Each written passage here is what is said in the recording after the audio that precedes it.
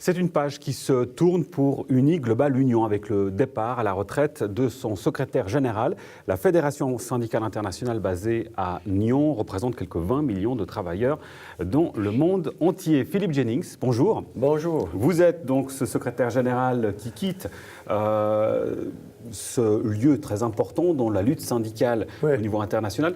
Quel est votre sentiment à quelques jours du départ? Vous partez le 18 juin. J'ai un sentiment positif. J'ai eu une vie politique, syndicale bien remplie, comme vous direz, dans la région. Une vie plein de richesse en expérience pour la lutte pour les travailleurs, la lutte pour les droits humains, la lutte pour la démocratie et la lutte pour améliorer les conditions de travail de milliards de travailleurs et travailleuses dans le monde entier. Alors vous avez pris, Philippe Jennings, votre poste, c'était en 1989. Oui. Le week-end qui a suivi, vous me disiez, Tiananmen. Tiananmen Square. 3 mois la après. première chose, j'étais là installé, j'étais un jeune, 36 ans. C'est une organisation qui était fondateur de la Uni Global Union. Uni Global Union était fondée en l'an 2000. Alors, j'étais là, toute jeune, avec tout le projet pour le futur. Tout d'un coup, Tiananmen Square. Alors, c'est un signal au monde. Et quelques mois après, nous avons le mur de Berlin qui est tombé. Et tout de suite, j'étais dans toute cette lutte en Pologne, en Europe de l'Est, pour discuter de le futur démocratique, le futur de le rôle des syndicats qui était tout à fait une autre chose dans le système ancien. Alors, comment on peut être assuré la dureté de la démocratie en Europe de l'Est? On était engagé contre la lutte contre l'apartheid. J'ai serré la main de Nelson Mandela une fois. C'est une rencontre qui vous a marqué? Oui. Ah, oui, bien sûr, parce que il a eu la reconnaissance que le mouvement syndical à le niveau global a beaucoup aidé le mouvement contre le régime d'apartheid, avec le boycottage, avec leur solidarité. Et même depuis Robben Island, il était pas vraiment au courant. Ils ont pensé d'être oubliés. On n'a jamais oublié, lui. Et ça, c'est notre travail de journalier également. Il y a l'espace démocratique. Il faut lutter de nouveau pour les espaces démocratiques. On a sorti le chiffre ce matin de regarder la géographie de l'attaque contre le droit syndical, le droit de négociation. Nous avons de nouveau une fermeture de l'espace démocratique, la montée de la droite, qui disent toujours qu'ils ont les intérêts de les ouvriers dans leur tête et dans leur politique. Ce n'est pas le cas.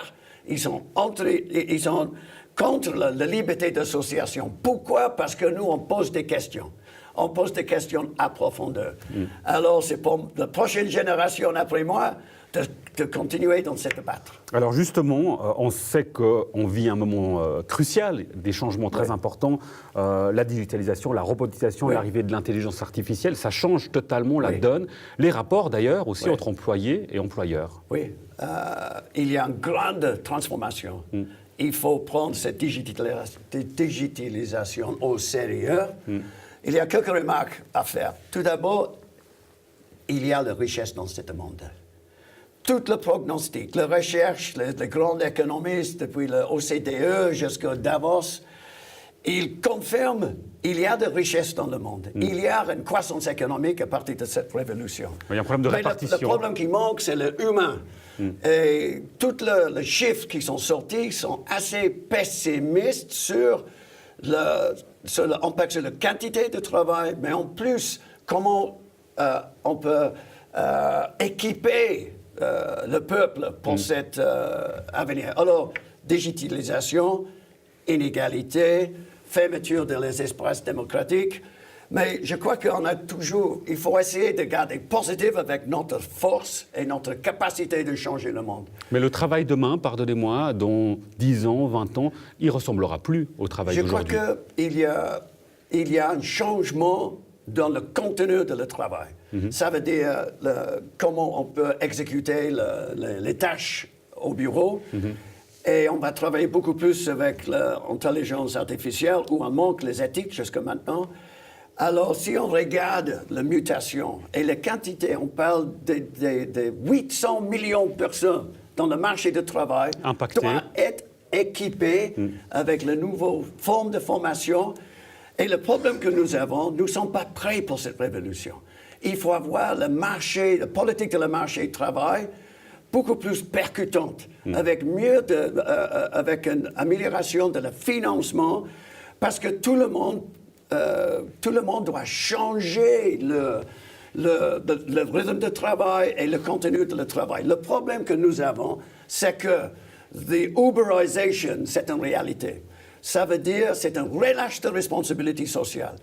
Et nous sommes dans une phase où, avec des ministres, avec des patrons, de dire il faut avoir le travail décent, il faut avoir un sens de sécurité, il faut avoir un salaire qui était digne, il faut avoir la possibilité de la réformation pour toute la vie, pas de terminer à l'âge de 20 ou 21 ans. Vous êtes optimiste pour la suite?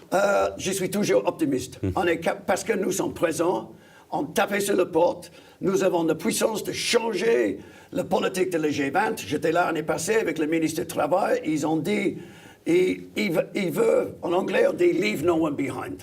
Comment on dit? Il ne faut pas laisser les gens derrière nous. Derrière nous. Ouais. Alors, ça, c'était la déclaration.